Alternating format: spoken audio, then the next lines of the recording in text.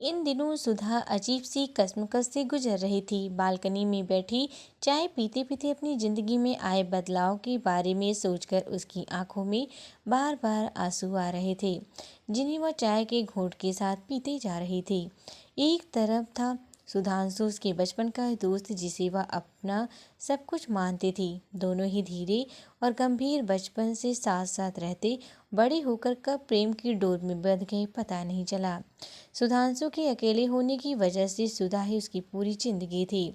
सुधा के बिना वह जिंदगी जीने की कल्पना से भी कांप उठता था। वह हमेशा कहता, तुम मुझे छोड़ तो नहीं दोगी, तुम्हारे बिना मुझे जीना नहीं आता। और जवाब में सुधा उसकी आंखों में आंखें डालकर कसकर उसका हाथ पकड़ लेती।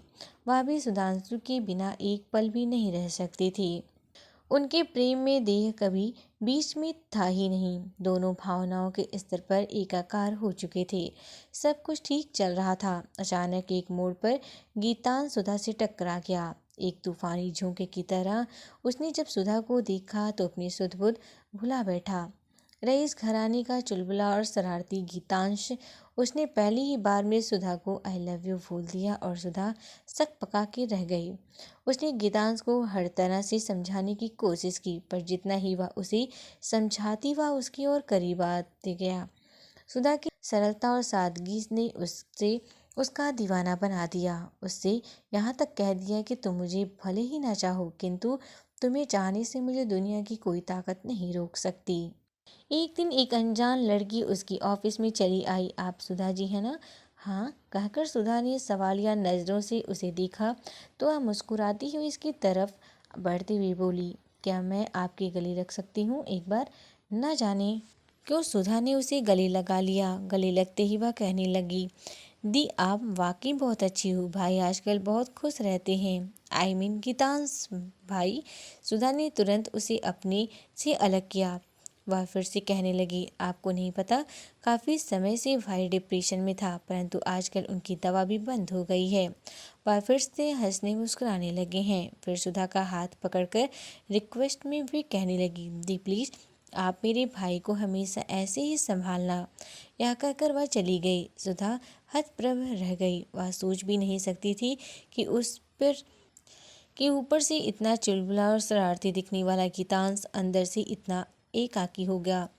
अब उसे गीतांश की दीवानगी, पागलपन सब नजर आने लगा। बात पर उसका कहना कि मैं तुम्हें हमेशा चाहते रहूँगा, अंजाम चाहे जो भी हो, तुम बस मुझसे कभी कभी बात कर लिया करो, मैं तुमसे और कुछ नहीं चाहता। सुधा धीरे धीरे पिघलने लगी। उसने गीतांश को एक दोस्त के रूप में स्वीकार कर लिया। गीतांश वाकई उसके लिए बहुत अच्छा दोस्त साबित हुआ। कई बार उसकी सच्चाई सुधा के लिए दिल में उतर जाती, पर वहाँ तो सुधांशु था, इसीलिए वह अपने दिल के दरवाजे को लॉक कर बैठी, जहाँ किसी और के लिए कोई जगह नहीं थी। फिर भी ना चाहते हुए गीतांश की बातें उसे भाने लगी। दिन में कई बार उसे याद आने लगी, क्या वह गीतांश से भी प्यार करने लगी है? यह सवाल कई बार उसके मन में उठता। फिर जैसे ही सुधांशु का ख्याल आता वह सब कुछ भूल जाती। एक इंसान एक बार में दो लोगों से प्यार कैसे कर सकता है? और अगर या प्यार नहीं तो फिर वह बेचैनी किस बात की है? सुधा को कई बार गीतांश की सरलता, सच्चाई देखकर उसकी बेचैनी व छटपटाहट से तकलीफ होने लगी। वक्त बे वक्त उसकी आंखों में आंसू आ जाते। सुधांशु उसे गुमसुम देखकर खुद को लूटा हुआ महसूस करता और सुधा का अपराध बोध और बढ़ जाता, क्योंकि ना ही सुधांशु ने और ना ही गीतांश ने उसे किसी बंधन में बांधा था, पर वह खुद ही दोनों से बंध गई थी। प्रेम हो या पीड़ा, जब हद से ज़्यादा बढ़ जाती है तो निःशब्द होकर आंसुओं के रूप में बहने लगती है। सुधा ने चाय खत्म की और फिर चल पड़ी उसी सफ़र की ओर जो दिशाहीन था, किंतु जिसने दो लोगों की जीने की दशा बदल दी थी। दोस्तों, आपको ये कहानी कैसी लगी कमेंट बॉक्स में ज़रूर बताएं। दोस्तों के साथ शेयर करें और अगर आप हमारे चैनल पे नए हैं तो सब्सक्राइब करना ना भूलें। आप सभी का बहुत बहुत धन्यवाद।